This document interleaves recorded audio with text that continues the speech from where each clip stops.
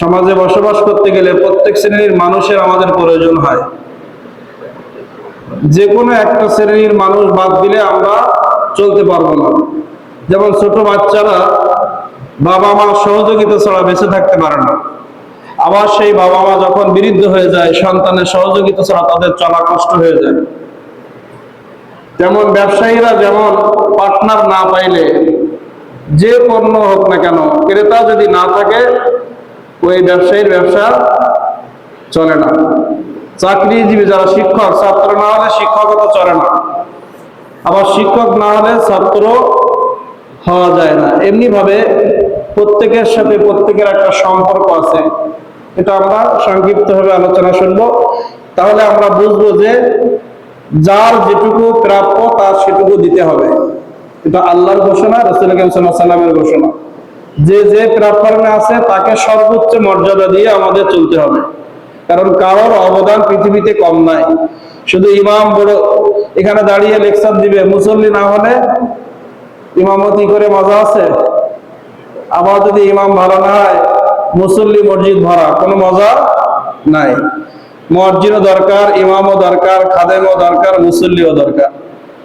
তাহলে ইমামও যেমন মুসল্লিদেরকে সম্মান করবে, মুসল্লিদেরকে বুকে টেনে নিবে, মুসল্লিরাও ইমামকে সম্মান দিবে, সেই মর্যাদা দিবে, তাহলে শান্তি আসবে।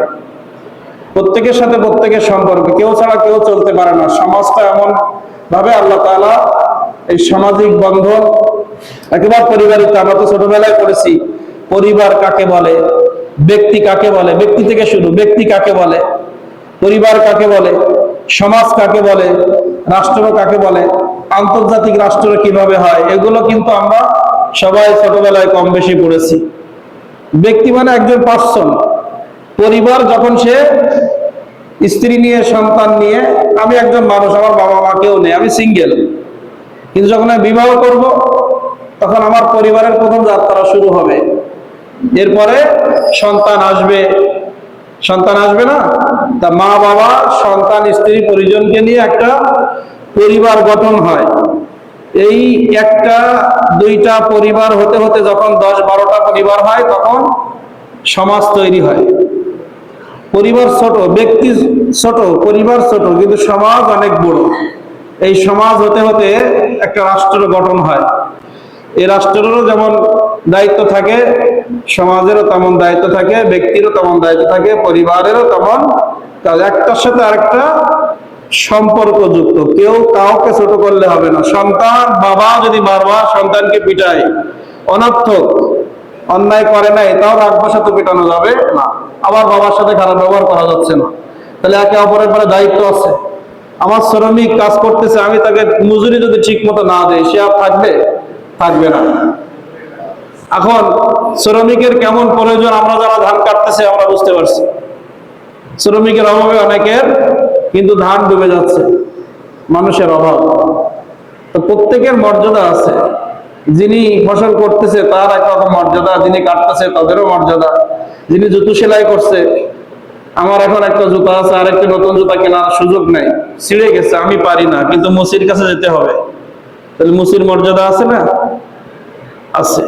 আমার এখন যদি কাটাই যায়, আমার 5 কেজির নিচে মাছ দিবে না, তাহলে আমাকে এখন 250 গ্রাম কি 500 গ্রাম কেনার ক্ষমতা আছে। এই 500 গ্রাম হলে আমার সংসারে চলে যাবে। তাহলে আমার ওই ছোট একটা, যারা মাছের দোকান দিয়েছে ছোট ছোট, ওই ব্যক্তিদের কাছে আমাকে যেতে হবে। তাহলে তার সাথে আমার ব্যবহার ঠিকঠাক করতে হবে। আমিও মানুষটা টাকা নিয়ে সেখানে ক্রয় করতে যাচ্ছি, তাহলে আমার সাথেও তার ব্যবহারটা ভালো করতে হবে। এইভাবে এবার ব্যক্তি থেকে রাষ্ট্র পর্যন্ত সবার সাথে সবার একটা সুন্দর সম্পর্ক রয়েছে। এই নির্বাচন হওয়ার পরে প্রতিদিন তো আমরা কম বেশি, আমরা তো অনেকেই শুধু দেখি, বিভিন্ন নিউজ নিয়ে আমরা ব্যস্ত থাকি, কিন্তু যেটা দেখা প্রয়োজন আমরা রেগুলার কিন্তু কিছু কিছু নিউজ দেখি। তো আজকের সংসদের নিউজটা দেখে খুবই ভালো লাগলো, খুবই ভালো লাগলো। যিনি রাষ্ট্রপ্রধান, তার বক্তব্যটাও যেমন হৃদয় কেড়েছে সবার, বিরোধী দলের প্রধানের বক্তব্য হৃদয় কেড়েছে সবার। প্রথম দিকে আমরা কি গালিগালাজ শুনছিলাম, একে অপরকে গালি দেয়, একে অপরকে ভুল ধরে। যেমন একটা উদাহরণ বলি, প্রধানমন্ত্রীর মেয়ের নিয়ে যে একটা বাজে সংবাদ তৈরি হয়েছে, বিরোধী দলীয় নেতা তিনি কোনো অ্যাকশনে যায় না। আমার মেয়েকে নিয়ে বলেছে, উনি কোনো তারেক রহমানের কথা বলছি, উনি কোনো প্রতিবাদ করে নাই, কিন্তু ডক্টর শফিকুর রহমান প্রতিবাদ করেছে। উনি দাঁড়িয়ে বলতেছে যে আমাদের সংসদ প্রধানের মেয়েকে নিয়ে যে বাজে শব্দ বা বাজে চিত্র তৈরি করেছে, উনি কোনো অ্যাকশনে যায় নাই, উনি এই সংসদে কোনো প্রতিবাদই করে নাই। কিন্তু আমি প্রতিবাদ জানাই, মানে এর শিকড় ওঠানোর কথা বলা হয়েছে। যারা একটা পরিবার নিয়ে, একটা ব্যক্তি নিয়ে পুরুষই কথা বলে, বাজে মন্তব্য করে, তাদের কঠিন শাস্তির আওতায় আনার জন্য বলেছে। আমারও তো মেয়ে আছে, আপনাদেরও মেয়ে আছে। আজকে তার মেয়ে নিয়ে বলছে, আরেকজনের নিচে বলবে। তো এই যে একজনের প্রতি আরেকজনের সহানুভূতি, একজনের প্রতি আরেকজনের সহানুভূতি, এটা থাকলে, যেমন সবার বক্তব্যের মধ্যে মূল নির্যাস যেটা, সেটাই বলি। কারণ এখানে তো সংসদের এইটা আমাদের আলোচনার মধ্যে বোঝানোর জন্য বলছি যে একে অপরের সাথে সম্পর্ক কেমন হলে শান্তি আসে, পরিবার, স্ত্রী, স্বামীর সাথে, সন্তান, বাবার সাথে কেমন সম্পর্ক হলে ওই পরিবারটা জান্নাতি হবে, সমাজের মানুষের সাথে একে অপরের সাথে কেমন সম্পর্ক হলে সমাজ জান্নাতি হবে, সংসদ ভবনটা কেমন ভাবে চললে ওই সংসদ ভবনের থেকে, সংসদ ভবনের চেয়ারগুলো মানুষ তাদের আল্লাহ তাআলা জান্নাতি করবে, সেই কাজগুলো তো করতে হবে। প্রত্যেকের বক্তব্য দিয়ে এটাই আসলো যে এই চেয়ারটায় বসা, প্রধান যিনি বসে আছেন ওই চেয়ারটায় বসতে বড় আরাম লাগে, কিন্তু ওটা আগুনের দোলা মনে করে, মানে এত কঠিন ওই জায়গাটা। আমাদের প্রত্যেকটা চেয়ার এইখান থেকে এখানে জনগণের এই বাংলাদেশটা কিভাবে উন্নয়ন হবে, কিভাবে বিদ্যুৎ সুন্দরভাবে পরিচালিত হবে, কিভাবে তেলের সংকট কাটবে, কিভাবে বন্যায় মানুষ ক্ষতিগ্রস্ত থেকে নিয়ন্ত্রণে থাকবে, কিভাবে মানুষের খাদ্যগুলো সঠিকভাবে পৌঁছায় যাবে, কিভাবে কৃষক বাঁচবে, যে দেশের মানুষ শিক্ষা বলেন, স্বাস্থ্য বলেন, রাস্তাঘাট, বিদ্যুৎ, জ্বালানি থেকে শুরু করে খাদ্য, সবকিছু সুন্দরভাবে চলার জন্য আমাদের এই চেয়ারগুলোই, এই চেয়ারটাই নির্ভর করতেছে দেশটা কেমন ভাবে চলবে। এই চেয়ারটা যদি মূল্যায়ন না করি, দেশের মানুষ সবাই বিপদে পড়বে। কারেন্ট থাকবে না, বন্যায় মানুষ ক্ষতিগ্রস্ত হবে, কৃষকরা ক্ষতিগ্রস্ত হবে, ব্যবসায়ীরা ক্ষতিগ্রস্ত হবে, চাকরিজীবীরা ক্ষতিগ্রস্ত হবে, ব্যক্তি ক্ষতিগ্রস্ত হবে, পরিবার ক্ষতিগ্রস্ত হবে, সমাজ ক্ষতিগ্রস্ত হবে, রাষ্ট্র ক্ষতিগ্রস্ত হবে। এটা তারা উপলব্ধি করেছে। এখন বর্তমান যেভাবে চলছে, এটা যদি সামনের দিকে আগা নিতে পারে, আশা করা যায় আমাদের দেশটা একটা ভালোর দিকে যাবে। কারণ ইহুদি, খ্রিস্টান, হিন্দু, বৌদ্ধ তারা প্রতিনিয়ত এভাবে মুসলমান কান্ট্রিগুলো, তার মধ্যে বাংলাদেশ আছে, ইরান বলেন, ইরাক বলেন, আর আফগানিস্তান, পাকিস্তান, বাংলাদেশ, এই যে মুসলিম কান্ট্রিগুলো আছে, তারা শুধু এইভাবে ওত পেতে আছে যে কিভাবে গ্যাঞ্জাম বাধায় দেওয়া যায়। তা আমাদের দেশের যারা পরিচালক, তারা যদি একে অপরের কাদা ছড়াছড়ি করে, ওরা ওই সুযোগটা গ্রহণ করে। আর যখন আমাদের, এই ধরেন আমাদের এলাকায় আমরা যদি সবাই এক থাকি, বাইরের থেকে কেউ এসে মাস্তানি করতে পারবে? কিন্তু আমাদের মধ্যে যখন দ্বন্দ্ব থাকবে, বাইরের একজন এসে, বাইরের বহিরাগত সে এসে এখানে দেখবেন যে বিশাল একটা কিছু, মানে ওই যে ব্যক্তিটা শয়তান, তার সাথে এসে শয়তানি শুরু করতে পারবে। কিন্তু বাইরের একজন ব্যক্তি এসে আমার সাথে বলতেছে যে অমুক অমুক এই, অমুক এই, অমুক এই, আমি যদি বলি আমার এলাকার মানুষ কি না সেটা আমি বলবো, তুই বলার কে, তখন ও দ্বিতীয়বার আর আসবে না। এই জন্য ঐক্যবদ্ধ হতে হবে সবাইকে, যে যে পেশায় থাকি, যে যে দল করি, যে যে কাজে থাকি না কেন, সমাজ চালানোর ক্ষেত্রে, রাষ্ট্র চালানোর ক্ষেত্রে সবাইকে একটা দেহের মতো হবে। ইন্নামাল মুমিনুনা ইখওয়াতুন, 1500 বছর আগে রাসূল সাল্লাল্লাহু আলাইহি ওয়াসাল্লামের সেই বক্তব্য যে মুসলিম জাতি যদি শান্তিতে থাকতে চায়, সবাইকে মনে করতে হবে একটা দেহের ন্যায়। আমরা 18 কোটি মানুষ, আমাদের মাইন্ড এক, আমাদের চিন্তাধারা এক, আমাদের কার্যপরিধি এক, আমরা ভাবিও এক। এই ভাবনার জায়গা, আমি ব্যক্তিগতভাবে বিভিন্ন পরিকল্পনা আমার থাকতে পারে, কিন্তু দেশ চালানোর ক্ষেত্রে, সমাজ চালানোর ক্ষেত্রে যে পদ্ধতিটা কোরআন হাদিসের আলোকে আছে, ওই জায়গায় এসে কোনো মত চালালে শান্তি আসবে না। ওই জায়গাটা এক থাকবে। মসজিদে মসজিদে এখানে বিভিন্ন কোয়ালিটির মুসল্লি আছে না, কিন্তু ইমাম যখন বক্তব্য দিবে যদি বলে উনি বলেন ও বক্তব্য হচ্ছে না, উনি যদি বক্তব্য হচ্ছে না, তাহলে কি হট্টগোল হবে না? না, ইমাম যেটা বলবে সেটাই হবে, তখন মসজিদ সুন্দর চলবে। ঠিক কিনা বলেন? আমাদের বিভিন্ন চিন্তাধারার মানুষ আমরা আছি এখানে, কিন্তু দেখতে হবে যে ইমাম কোরআন হাদিসের কথা বলছে কিনা। কোরআন হাদিসের কথা যদি বলে তাহলে সবাই ঐক্যবদ্ধ সাপোর্ট করলে এলাকায় শান্তি হবে, দেশে শান্তি আসবে। যেমন বিরোধী দল হোক আর রাষ্ট্র যারা ক্ষমতা আছে তারা হোক, যদি একটা কাজ, যেমন রাস্তার কাজ বা বিদ্যুতের কাজ বা জ্বালানির কাজ বা কৃষকের নিয়ে কোন একটা সিদ্ধান্ত যদি নেয়, এই সিদ্ধান্তটা যদি মানুষের ক্ষতির কারণ না হয়, এই সিদ্ধান্তটা যদি কোরআন হাদিসের বাইরে না হয়, আমার পছন্দ না হলে আমাকে ঐক্যবদ্ধ হতে হবে, তাহলে শান্তি হবে। আগে দেখতে হবে যে বাজেটটা হচ্ছে, এই বাজেটটার কারণে মানুষ ক্ষতিগ্রস্ত হবে কিনা এবং এই বাজেটটা অনইসলামিক কিনা। যদি না হয়, আমার ব্যক্তি স্বার্থে আমি ওখানে আঘাত করলে সমাজে শান্তি হবে না। যেমন প্রতিষ্ঠানগুলোতে কি হয় আপনারা তো জান না, ব্যবসার মধ্যে এরকম আছে, দেখবেন 2-3 জন ব্যবসায়ী একসাথে যদি বসে, আমার দোকানে যদি বেশি কাস্টমার আসে, আরেকজন বসে বসে যদি চিন্তা করে না আল্লাহ ওরে পছন্দ করছে বলে ওর দোকানে কাস্টমার বেশি, আমার আল্লাহ কবুল করলে আসবে, এই চিন্তা করলে কিন্তু অশান্তি হয় না। কিন্তু যদি আমি ক্লিক করি ওর দোকানের পণ্য ভালো না, ওর বউ এরকম, ও এইভাবে ভেজাল দেয়, এই করে সেই করে, এই করলে কি শান্তি হবে? হবে না। ঐক্য হতে হবে না? ঐক্যের জন্য একে অপরের সহযোগিতা খুবই প্রয়োজন। কাদা ছড়াছড়ি করে কোনো লাভ হবে না। যদি কোনো পরামর্শ থাকে গোপনে বসে সেটা মীমাংসা করতে হবে। যাই হোক, এই সাইডে যাব না, আমি যে আয়াতে কারিমা পড়েছি সে আয়াতে কারিমা আল্লাহ রাব্বুল আলামিন বলছেন, ইয়া আইয়ুহান নাস, হে মানুষ জাতি, ইন্না নিশ্চয় আমি, খালাকনাকুম সৃষ্টি করেছি, মিন যাকারি ওয়া উনসা। দেখেন নারী আর পুরুষের কেমন অধিকার এক হওয়া দরকার। আমাদের কি শুধু পুরুষের মাধ্যমে দুনিয়া আনছে? না, আল্লাহ তাআলা বলছে মিন যাকারি ওয়া উনসা, আমি পৃথিবীতে মানুষ পাঠিয়েছি পুরুষ মহিলার মাধ্যমে। তাহলে একটা মানুষ পৃথিবীতে আসার ক্ষেত্রে যদি 2 জনের অবদান থাকে, তাহলে আমি কাউকে খাটো করার সুযোগ নাই। আল্লাহ তাআলা বলতেছে 2টা মিশ্রণে আমি মানুষ সৃষ্টি করেছি। তাহলে আমরা কেন নারীদেরকে বেশি উপরে উঠাবো, পুরুষদেরকে দাবাবো, আবার পুরুষদেরকে উঠায় নারীদেরকে দাবাবো? কেন আমি মহিলাদেরকে দিয়ে বেশি পরিশ্রম করাবো, আমি শুয়ে থাকবো, আমি কম করব? কেন? এখানে তো সমান অধিকার দিতে হবে। কি অধিকার দিতে হবে? কাজের ক্ষেত্রে। কাজের ক্ষেত্রে কি দিতে হবে? আমি যদি সারাদিন শুয়ে থাকি, আমার ওয়াইফের দিয়ে কাজ করায়, তাহলে হবে? আমার সন্তানের কারণ, সন্তানের দায়িত্ব আমারও আছে, আমার ওয়াইফেরও আছে, কারণ 2 জনের মাধ্যমে একটা মানুষ পৃথিবীতে আসছে।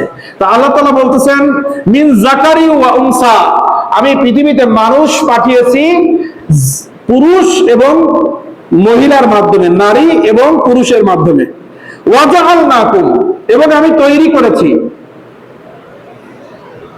ওয়া জাআলনাকুম শুউবান ওয়া ক্বাবাইলা, আমি এই মানুষদেরকে বিভিন্ন দলে দলে সৃষ্টি করেছি, বিভিন্ন জায়গায়। এক জায়গায় সব মানুষকে দেয় নেই। আল্লাহ তাআলা কি চাইলে আরাফার ময়দানে পৃথিবীর মানুষ এক জায়গায় তাঁবু গাড়ায় রাখতে পারতেন? পারতেন কিনা? তো এত দেশ হলো কেন? এত গ্রাম হলো কেন? আল্লাহ তাআলা বলতেছেন আমি চাইলে তো আফ্রিকায় যে জায়গা আছে, অস্ট্রেলিয়ার ভিতরে যে জায়গা আছে, ভারতের যে স্পেস আছে, আমেরিকার মধ্যে যে জায়গাগুলো ফেলানো আছে, পৃথিবীর সব মানুষকে একটা করে বিল্ডিং বানিয়ে ওখানে রাখা যায় না? অনেক জায়গা ফেলানো, বাংলাদেশেও তো অনেক জায়গা ফেলানো। তা আল্লাহ তাআলা এই না করে বিভিন্ন রাষ্ট্রের ভাগ করে দিয়েছে। আল্লাহ তাআলা বলছে ওয়াজআলনাকুম, আমি মানুষ বানানোর পরে আরেকটা জিনিস তৈরি করেছি, সেটা হচ্ছে শুউবাও ওয়া ক্বাবাইলা, আমি বিভিন্ন দেশে দেশে বিভিন্ন গোত্রে গোত্রে মানুষ ফিট করেছি। কেন? লিতাআরাফু, পরিচিতি হওয়ার জন্য।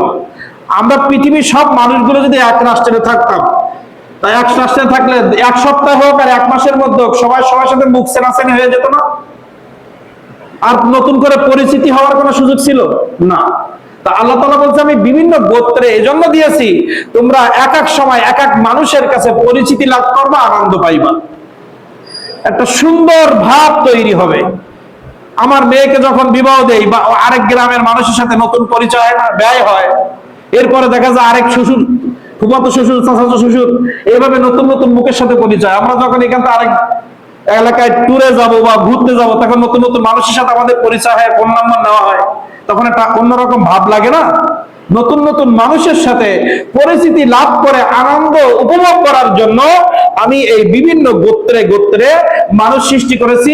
এ দিয়ে তোমাদের ব্যক্তিগত শান্তি হবে, ব্যবসায়িক উপকার হবে। সবাই যখন এক জায়গায় থাকবে তখন ব্যবসায় মজা পাওয়া যাবে না। যাবে আমাদের আম, এই সাতক্ষীরার আম ঢাকায় যাচ্ছে, তারা তৃপ্তি সহকারে খাচ্ছে। এই মজাটা পাইতো ঢাকার লোক সাতক্ষীরা থাকলে? তো বাংলাদেশের বাগদা বিদেশে যাচ্ছে, তারা মজা করে খাচ্ছে, বাংলাদেশের সুনাম হচ্ছে, এখানে একটা ব্যবসা হচ্ছে না? এক দেশের পণ্য আমরা অন্য দেশের থেকে তেল নিয়ে আসতেছি, তারাও লাভবান হচ্ছে, আমরা সেই আমাদের কাজেরও কাজ মিটে যাচ্ছে না, আমাদের চাহিদা মিটে যাচ্ছে। এইভাবে দেখেন একে অপরের সাথে বিভিন্ন, দেখবেন সব দেশে আমরা সবকিছু দেয় নাই, সবাইকে সবকিছু দেয় নাই, কিন্তু সবাইকে কিছু কিছু দিয়েছে, যাতে এই পণ্যের মাধ্যমে একে অপরের সাথে কি একটা সম্পর্ক তৈরি হয়। এরপরে আল্লাহ তাআলা বলতেছেন ইন্না আকরামাকুম ইনদাল্লাহি আতকাকুম। আর এই যে এতগুলো ওয়াজ আল্লাহ তাআলা করলেন, আমি পুরুষ নারী দিয়ে মানুষ তৈরি করলাম, আমি বিভিন্ন গ্রাম তৈরি করলাম, আমি বিভিন্ন সমাজ তৈরি করলাম, আমি বিভিন্ন রাষ্ট্র তৈরি করলাম, কিন্তু মানুষ যেন মনে না করে, মানুষ যেন মনে না করে আমি আমেরিকার মতো জায়গায় থাকি, আমি অস্ট্রেলিয়ার মতো জায়গায় থাকি, আমি ঢাকার রাজধানীতে থাকি, আমি খুলনার বুকে থাকি, এজন্য আমি অনেক সম্মানী। এটা যাতে না ভাবতে পারে, এজন্য শেষে কি শব্দ বললেন? এই পর্যন্ত আল্লাহ স্টপ করে দিতে পারতেন, কিন্তু আল্লাহ তাআলা বললেন যখন মানুষ আস্তে আস্তে নিজের দেশের উন্নয়ন ঘটাবে, ব্যক্তি জীবনে আস্তে আস্তে মানুষ স্বয়ং সম্পূর্ণ হবে, তখন মানুষ একটু হিংস্র মনোভাবের হয়ে যাবে, অহংকারীর মনোভাবে হয়ে যাবে। তারা তখন নিম্ন স্তরের মানুষগুলোকে, তার দেশ যখন অনেক উন্নত হয়ে যাবে, ওই ছোট ছোট দেশগুলোকে তারা গোলাম বানাইতে চাইবে, যেমন আমেরিকা করতেছে, ইসরায়েল করতেছে। তাদের মত যেখানে তারা বাস্তবায়ন করতে পারছে না, তাদেরকে ধ্বংস করতেছে, কারণ সে জানে তাদের থেকে আমার অস্ত্র বেশি। তা মানুষ যখন পাওয়ারফুল হবে, চেহারার দিক দিয়ে, অর্থের দিক দিয়ে, ব্যবসায়িক ভাবে, চাকরির মাধ্যমে, বুদ্ধির মাধ্যমে, বিভিন্ন ভাবে যখন মানুষ অনেক বেশি উপরে উঠবে, তখন যেন সে মনে করে না আমি আল্লাহর কাছে অনেক প্রিয়, না হলে আমার দেশের এত উন্নয়ন হয়, আমি আল্লাহর কাছে প্রিয় না হলে আমার ব্যবসা এত লাভ হয়, আমি আল্লাহর কাছে প্রিয় না হলে আমাকে আল্লাহ এসপি বানায়, আমি আল্লাহর কাছে প্রিয় না হলে আমাকে আল্লাহকে জজ বানায়, আমি ইচ্ছা মতো চলবো। এরকম মনোভাব আনার কোনো সুযোগ নাই। আল্লাহ তাআলা বলেন ইন্না আকরামাকুম ইনদাল্লাহি আতকাকুম। তুমি আমেরিকায় থাকো, তুমি সৌদি আরব থাকো, তুমি অস্ট্রেলিয়া থাকো, আর তুমি বাহাদুরপুরে থাকো, তুমি ঢাকায় থাকো, খুলনায় থাকো, চট্টগ্রামে থাকো, তুমি শ্রমিক হও, তুমি ব্যবসায়ী হও, তুমি ইমাম হও, তুমি মসজিদ হও, তুমি প্রিন্সিপাল হও, তুমি দেশের প্রধান হও, তুমি স্পিকার হও, তুমি জজ হও, তুমি উকিল হও, তুমি পুলিশের এসপি হও, তুমি যাই হও না কেন, তুমি বাংলাদেশের প্রেসিডেন্ট হও, তুমি আমেরিকার প্রেসিডেন্ট হও, তুমি অস্ট্রেলিয়ার প্রেসিডেন্ট হও, তুমি কানাডার প্রেসিডেন্ট হও, যাই হও না কেন, আমার কাছে সম্মান পাইতে গেলে আমার ভয় লাগবে। আতকাকুম, স্টপ, ইন্না আকরামাকুম ইনদাল্লাহি আতকাকুম। আমরা যদি আল্লাহর ভয় লালন করে আল্লাহর কাছে মর্যাদা পাইতে যাইতাম, তাহলে মুসিকে গালি দিতাম না, মুজুরির দিন মজুর আটকায় রাখতাম না, তাদের সাথে খারাপ ব্যবহার করতাম না, ছোটদেরকে গালি দিতাম না, বড়দেরকে অসম্মান করতাম না, সে অভাবী বলে তাকে আমি ছোট চোখে দেখতাম না, কারণ অভাবীর পাশে দাঁড়াইতে বলেছেন আল্লাহ, যদি দাঁড়ায় আল্লাহ আমাকে সম্মানী করবে, ধিক্কার দিলে আল্লাহ আমাকে অপমানিত করবে। আল্লাহই তো বললেন তুমি যে দেশেই থাকো না কেন, তুমি নারী হও আর পুরুষ হও, আর যে স্তরে থাকো না কেন, আমার কাছে সম্মানী সে, আমার ভয় আছে যার কাছে সে। তাহলে আল্লাহর ভয় যদি আমাদের মধ্যে থাকে, তাহলে আল্লাহ বলছে সে আমার কাছে সম্মানী। এখন সামনের হাদিসগুলো যদি পড়ি, দেখা যাচ্ছে তারা দিন আনে দিন খায়, 5 ওয়াক্ত নামাজ বলে, সত্য কথা বলে, পৃথিবীর বুকে এরাই আল্লাহর কাছে সব থেকে সম্মানী। প্রেসিডেন্টের কোনো ভ্যালু নেই সেখানে, সামনের যে হাদিস আয়াতগুলো আমরা আজকের খুতবায় নিয়ে এসেছি, এগুলো পড়লেই তো যে ব্যক্তিটার জবান ভালো, যে ব্যক্তিটার লেনদেন ভালো, মুআমালাত, মুআশারাত, আখলাক, মুআমালাত, মুআশারাত, আখলাক যার ভালো, সেটা কি? মুআমালাত, লেনদেন, কথা দিয়ে কথা রাখে, টাকা নিয়ে দেয় না, আছে না এরকম? কথা দিয়ে কথা রাখে না, মুআমালাত শেষ। আখলাক, নিচের অঙ্গ প্রত্যঙ্গের দোষ আছে কিছু? আখলাক মানে চরিত্র নেই। মুআমালাত, লেনদেন ঠিক নাই, চরিত্র ঠিক নাই। মুআশারাত মানে শরীয়তের উপরে চলে না। শরীয়তের উপরে কি? নামাজ, রোজা, হজ, যাকাত সব শরীয়তের বিধান, পর্দা শরীয়তের বিধান, হালাল ব্যবসা শরীয়তের বিধান, মানুষের হক আদায় করা শরীয়তের বিধান, শ্রমিকদের মজুরি ঠিক মতো দেওয়া শরীয়তের বিধান, সত্য কথা বলা শরীয়তের বিধান, মিথ্যা পথে না চলা শরীয়তের বিধান, ওজনে কম দেওয়া শরীয়তের বিধান, সব শরীয়তের বিধান। এই শরীয়তকে মুআশারাত বলে এক শব্দে। তো মুআশারাত যা ঠিক, আখলাক যা ঠিক, মুআমালাত যা ঠিক, আল্লাহ রাব্বুল আলামিনের কাছে সেই সব থেকে সম্মানী। সে যে হোক, সে যদি একটা পোশাকধারী মানুষ হয়, একটা পোশাক ছাড়া তার কোনো পোশাক নাই, মাটির ঘর ছাড়া তার কোনো টাকা বাড়ি করার ক্ষমতা নাই, কিন্তু আরেকজনের 50টা বিল্ডিং আছে, কিন্তু তার মুআশারাত ঠিক নাই, আখলাক ঠিক নাই, মুআমালাত ঠিক নাই, তার 4 না পয়সা দাম আল্লাহর কাছে নাই। আল্লাহ তাআলা সেই শব্দটা এখানে বললেন। তাহলে আমরা কি বুঝলাম? চরিত্র ঠিক, আখলাক ঠিক, শরীয়তের বিধিবিধান মোতাবেক চললে আপনি প্রেসিডেন্ট হলেও আল্লাহর কাছে সম্মানী। একজন প্রেসিডেন্ট কি সম্মানী হতে পারে না? আসেন, অনেক প্রেসিডেন্ট আছে